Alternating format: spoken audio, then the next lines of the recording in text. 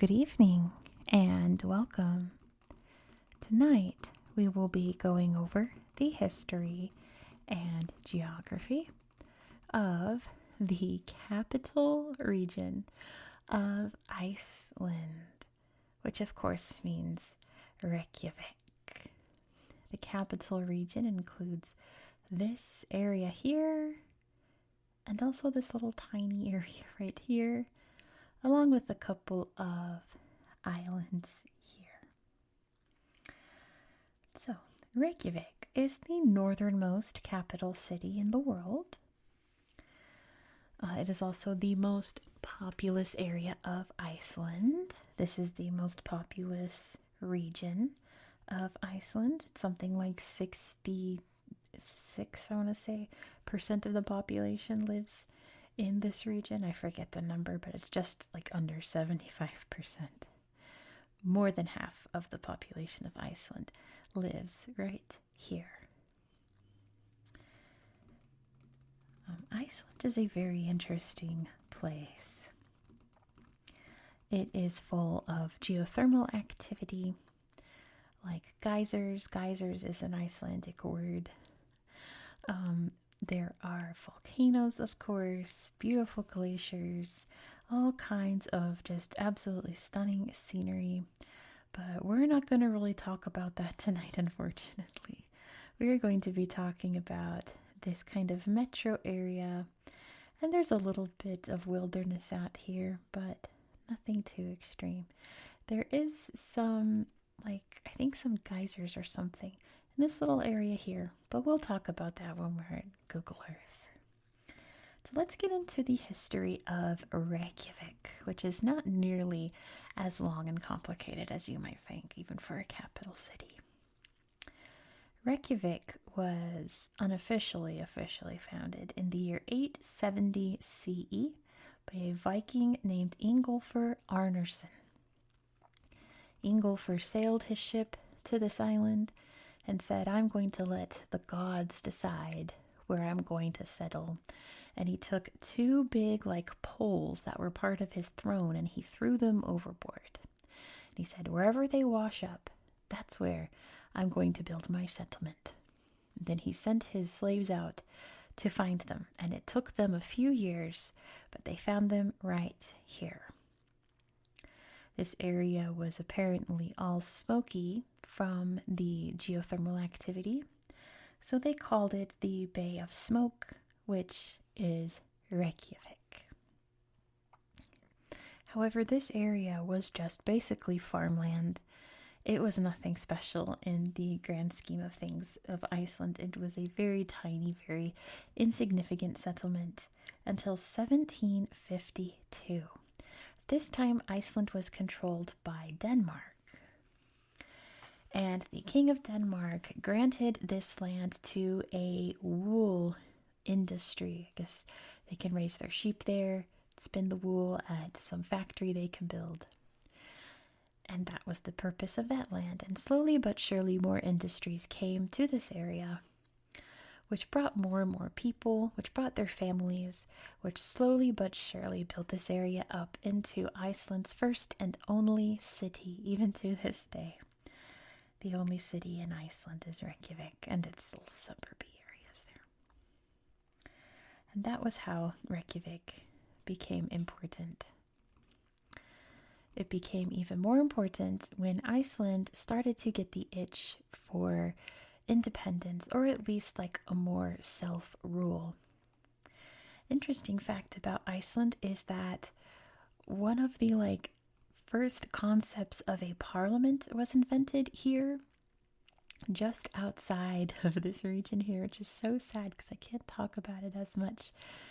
But in the 900s, the Althing was established, which was pretty much like the head of each clan would meet and they would vote on the goings-on in Iceland. They would solve crimes and dole out justice and pass laws and officiate unions and such. So that had been outlawed by the King of Denmark. I think the Danish outlawed it. It had been outlawed for quite a bit. And the people here were like, what if we brought it back? Because we want our own self rule. So they met in Reykjavik. And then it's like, well, I guess we just naturally assume that this would be our capital because this is where we're having the meeting. It makes sense. Most people live there. You'd have your meeting there. And it's also your capital. It didn't officially become the capital anything until 1918, when Iceland became a sovereign state within Denmark. So I kind of think like Australia or Canada is to the UK. Like they are their own independent things, but they're also part still of the Commonwealth, you know? Pretty sure it was kind of like that. They were their own thing, but they were still a part of Denmark. Kind of like Greenland today is its own thing, but it's part of Denmark. Same thing. However, soon after that, World War II breaks out, and Denmark gets invaded and occupied by Nazi Germany, leaving Iceland just hanging out here to deal with it. However, the Allies swooped in to Iceland and the Reykjavik area. The Allies, in this case being Great Britain, Canada, and the United States, would dock all of their various warships there. It was a good central area to monitor what was happening over in Scandinavia because the Nazis also invaded Norway. They built airstrips. They built all of this infrastructure to house these soldiers coming in. And pretty much Reykjavik became its own self-sufficient entity. They could really rule themselves now. So since the people in charge were not in charge anymore, they were left on their own. They said now is the time. And in 1944, Iceland declared its independence, which of course was honored after World War II. And they became their own thing, with of course Reykjavik as the capital. The only other significant event in Reykjavik, in terms of history, that I could find was the 1986 Reykjavik Summit. That was a meeting between Ronald Reagan, the head of the United States, and Mikhail Gorbachev, the head of the USSR, the Soviet Union. They had a meeting in Reykjavik, which I guess is the closest thing to the middle between the US and the USSR, in the Atlantic at least. They could have met in the Pacific, but may as well go to Reykjavik. And that was really the start of the beginning of the end of the Cold War. They're meeting here in Reykjavik. My goodness, I have stumbled over that way too many times. Reykjavik. Otherwise, Reykjavik is a very modern place, very progressive, and it seems a very kind of like jolly, happy place. As we'll see on Google Earth, there's a lot of touristy stuff here. They're really bringing in all that tourism.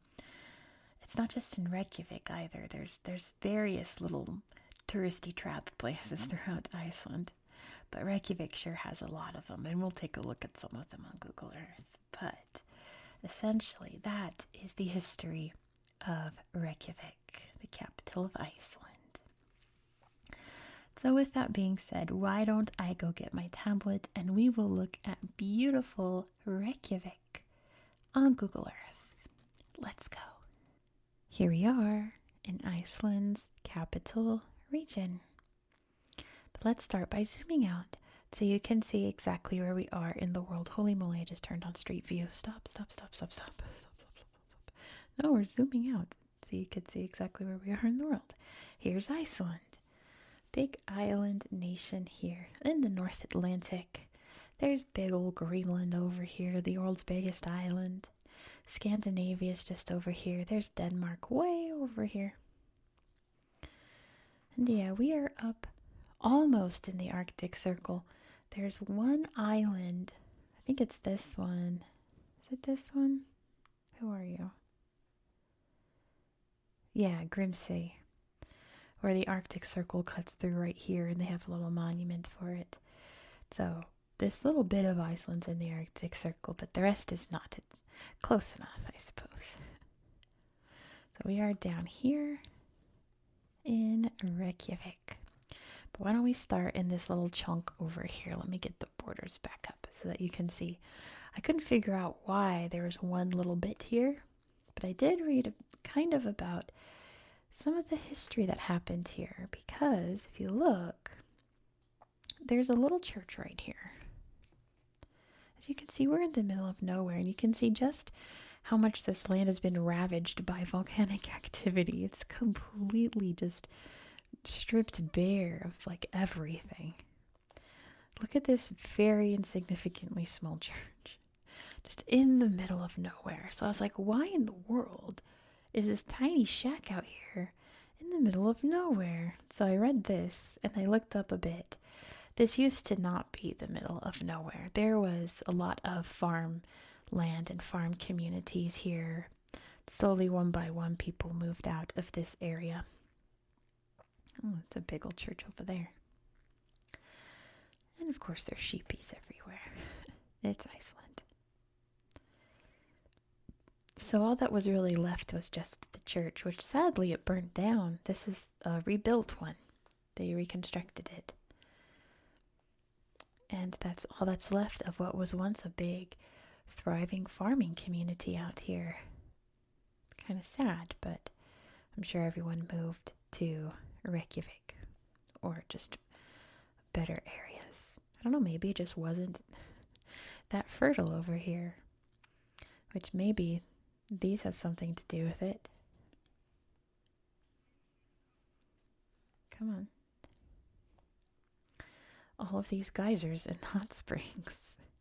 Not the kind of hot spring that you can enjoy. These look like the dangerous kind of hot springs, like Yellowstone. Like if you set foot in that, you're literally cooked. Like you're not just cooked, you're actually cooked. Yeah, danger, steam eruptions, hot springs. Please stay on the trail. It will literally cook you. It's that hot. So yeah, very, very interesting. Oh, there's some Icelandic ponies. How cool is that?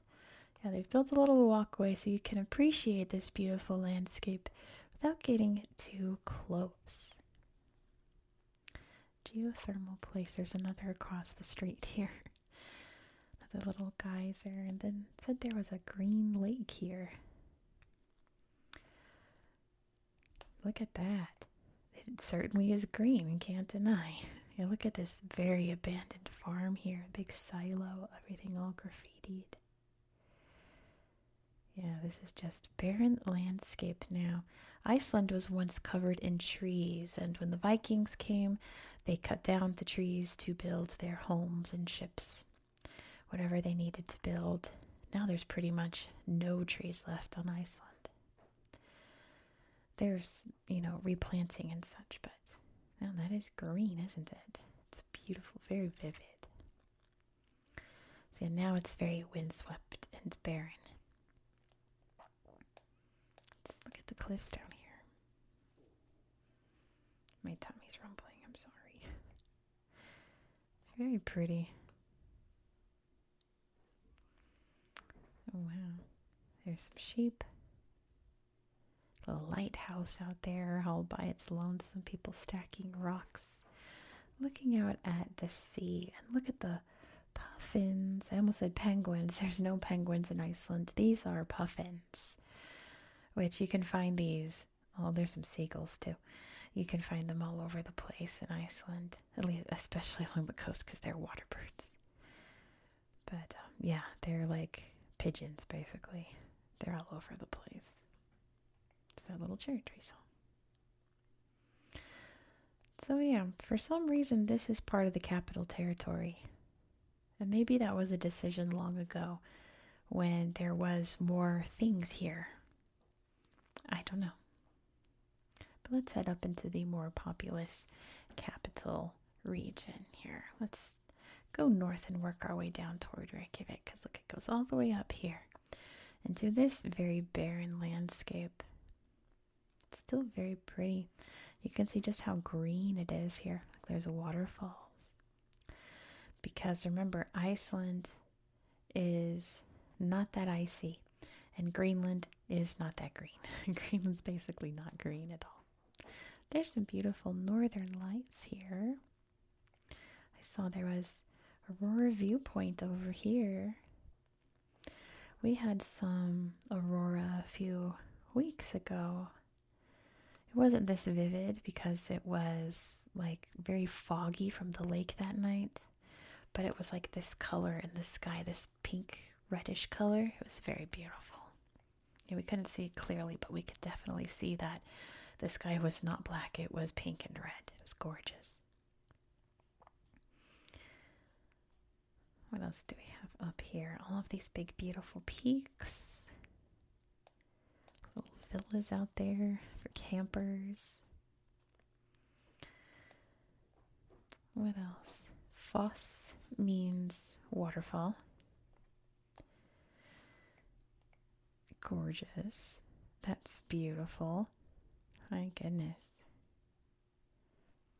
Iceland is something else. It is just its own very unique kind of beauty. You don't see many places with this kind of landscape in the world. It's pretty stunning. Let me show you the islands out here. There's some interesting stuff out here. If we go to this island, there's an old rock mine. And there's an old shipwreck over here. There's a cat in here, but I don't know where they are. I can hear them rummaging around. I hope you can't hear them too. But look at this. Look how old this is. I wonder how long that ship has been here. It looks like it's rotting away. There's some kind of things in there. Who knows? But yeah, slowly but surely that's going to rot away. It looks like it's very much in the process of that. Very haunting, isn't it? I would be careful if you want to poke around here. Make sure you have your tetanus shot ready to go just in case. My goodness. Over on this island, right? Yeah. They have this, the Imagine Peace Tower, which was created by Yoko Ono in memory of John Lennon. So between his birthday and his death day, which I can't remember the exact dates, but it's October to December, they light the Peace Tower here, which is just this big, beautiful beacon. It says Imagine around it in multiple languages. There's the Aurora Borealis behind it. Try to bring some peace into the world. That's such a beautiful song. We'll look at that in a second. Hold that thought. Look at that. Pew. Very amazing. That would be fun. Apparently they have like songs and speeches and such at each lighting every year. I'd love to go to that. I'm a big Beatles fan, and I do love me some John Lennon, John and Paul's original stuff, George too, but John and Paul's solo stuff is really just something special, especially John's. Because you know I'm a big, big fan of peace in the world. Google Earth has crashed. 1 second. Google Earth crashed very abruptly without any warning either. Thanks for that. But here we are in Reykjavik. Check it out. Where shall we start? I guess we should start with like the most famous part of town, which is really easy to spot from above. Once it loads, I guess it did crash. There we go.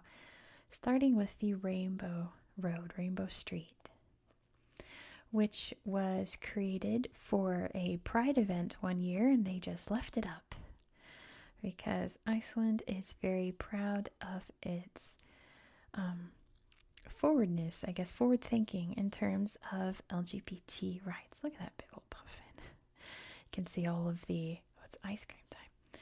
All of these shops around. Like I said, there's a lot of like touristy stuff in Reykjavik. There's a box for Santa letters. They got gelato right there. Yum yum. But yeah, big beautiful Rainbow Road right there. Isn't that so sweet? That's gorgeous. And that leads up to the most famous building in all of Iceland, to be honest. Dun dun dun. Hallgrímskirkja. which is this massive, massive church. It's the tallest building in Iceland, and definitely the most recognizable. Isn't that gorgeous? At night, all lit up. Of course, it's equally as majestic inside, all white, like you're inside of a glacier. Very pretty. All kinds of like goodies. Look at all the bells. That's neat. But yeah, very recognizable, iconic building here in Reykjavik and Iceland and Europe. Definitely like their most famous building by far. And look how cool it is in 3D.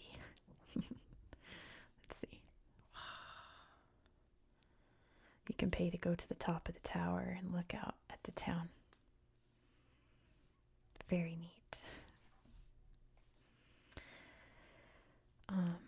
We can head over here. There's that statue I showed you. This is the Sun Voyager.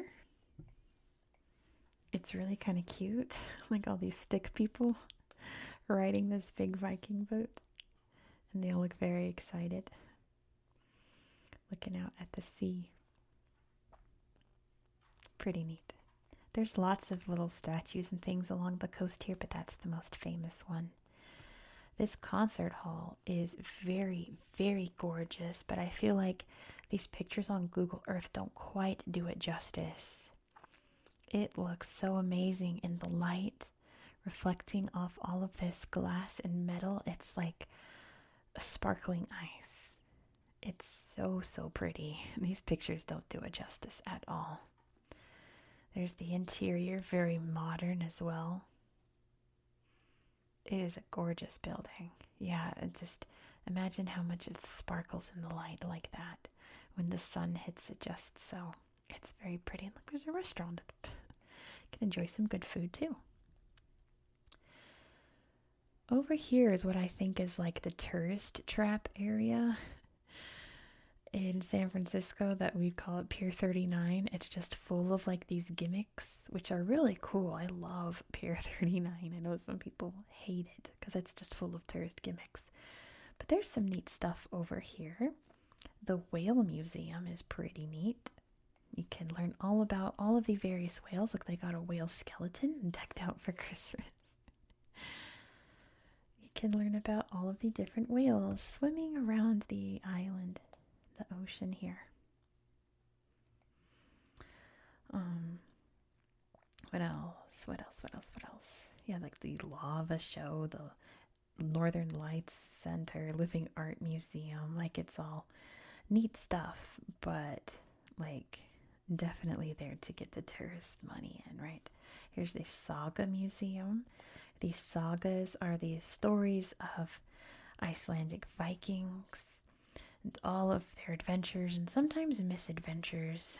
Sometimes some crazy stuff went down. Like there he is writing down the stories. Looks like he's telling it right there. And not just like Norse mythology, but actual true events. Well, maybe they were a little embellished. Ooh, sorry for that guy. But yeah. That is the museum for the Icelandic sagas. I'm trying to think of all the best ones. Oops, I can't show you this. I can't show you this at all. As you can see, that's another tourist trap. I will get demonetized if I show you that museum. It is the world's largest collection of phalluses. So we're not going to. I'll show you this. This is much more family friendly. This is the house that was built for the Reykjavik summit. And I like that it's like two buildings put together to show off like the two sides. And there's lots of cool art around it as well. Little lighthouse.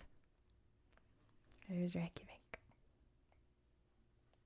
I'm trying to find it's somewhere. I think it was over by the Rainbow Street, which is right here. Yeah, he's right here. Here it is. Here's Ingolfur himself, the original founder of Reykjavik. Dun, dun, dun. Looking out over this little park here, where he decided that this is where he would settle. And now it's this big, beautiful city today. Let's see. But yeah, there's lots of gimmicks around here. Here's the National Museum. I'm pretty sure there's a skeleton in this slideshow, so if that upsets you, you might want to just look away for a bit. I'll tell you when it's safe. I'm pretty sure this one has some human bones in it. But look at all this cool artwork. Lots of Christian artwork, because, man, when the Vikings got into Christianity, as you can see here, this is really pretty. Neatly done. When they got into Christianity, they adopted it like aggressively hard. They were all in on Christianity, and they completely changed all of their ways. No more pillaging and raiding. Look at these masks. How cool is that? All right, there's human bones. That was a person once, and now he's gone, so don't worry. Yeah, look at this. Amazing little statue. I assume that's Jesus. I would assume. There's a cool loom. And this beautiful dress. Look at that. That's gorgeous. There's the University of Iceland. Let's see. There's a few parks here and there. Here's the geothermal beach. It looks like they've got a little dipping pool there. You can swim in some warm water next to the very cold ocean. But look, everyone's out on the beach enjoying the weather. I can't imagine it's terribly warm. Well, maybe they got some of that Gulf Stream going on where it's not like frigid freezing. But look at all the ice. Maybe in the summertime, when the sun is out all the time, you can get some good weather here and there. Have a good beach day in Reykjavik. My goodness. Let's see. This place is pretty neat. This is an open air museum showing what life was once like here in Reykjavik. What little homes looked like with the pretty sod roofs. These are all reconstructions of various buildings that once existed here in Reykjavik. Little church here by the looks of those pews. A little bedroom here. They got some spinning wheels. There's a big old sod house. Look at that. I bet it's nice and cozy inside. Yeah, you can see what life was once like at various stages of Iceland's history. I love the sod houses. And look at this little like wood storing area. Maybe that's where they cooked or maybe bathed too. I'm not sure. What else do we have out here? I'm going to put the borders back up just in case. There's lots of little suburbs. There's Harnafjörður. There's Garðabær, which apparently that's where the president's house is, but I couldn't find it. There was like no good pictures in the suburbs to really show you, which is very disappointing, isn't it? Maybe some of you can poke around and find some better pictures. Here's a place where you can camp out to see the aurora borealis in these cool pods, these domes. That's pretty great. So it's nice and clear so you can lay in a cozy bed and be all warm and look straight up at the aurora borealis. How special is that? I would love to do that. Look at all the little cozy benches there. And they got some aurora lighting there at the restaurant. So pretty. I hope soon or someday I'll be able to see like an actual ribbon like this. And not just like the actual colors, but the actual ribbon. Someday. I'm up north enough now in Idaho. Let's look at some of this wilderness here. Let me try. It's Reykjanesfolkvangur. You know, people will talk about, there's that green lake. Oh, it's just all of this. We've already seen this. People talk about how Icelandic is so complicated, but it's kind of like German in that it's just, they take tiny words and put them together to make one long word. So if you learn how to pronounce one or two words, you can figure out the rest of it. It's not that hard. You just have to know what all the different letters sound like, what they sound like together. And learn a couple words. Like I learned that foss means waterfall. So they're all like, white falls, big falls, so on and so forth. You just gotta learn. They're all very basic names. What's the word for glacier? Let me see. Jökull, that means glacier. So that's Vatna, Jökull. Vatna glacier, whatever Vatna means, probably means like big or something. Big glacier. It's not very complicated at all. But I think I wanted to show you everything that I thought was really neat here in Reykjavik. Surely there's more. Let me know if you guys find any other cool stuff, or if you've been to Reykjavik and seen something really, really neat that you want to share with class. You can see all the airports here. There's another Northern Lights viewing point. We'll look at that to end it. But yeah, I think that's pretty much it. Let's wrap this up. So thank you so much for watching. If you enjoyed this style of content, please consider subscribing. We're going to take a hop, skip, and a jump over the sea to Norway next, because Norway changed up some of its regions, and now I'm behind on 2 of them. So we'll catch up and do those 2 regions. They're around Oslo. They're kind of like the areas surrounding Oslo. So we'll check out and see what's over there. Be sure to subscribe so you won't miss out. Please don't forget to give this video a thumbs up and let me know all your thoughts down below in the comments. Tell me how much you want to go to Iceland. Tell me your stories about visiting Iceland. Look how cute that is. Tell me any cool facts about Iceland. And yeah, tell me what you thought of the video. I hope that you found this video to be relaxing and educational. And I hope that you have a good night. Good night. Good night. Good night.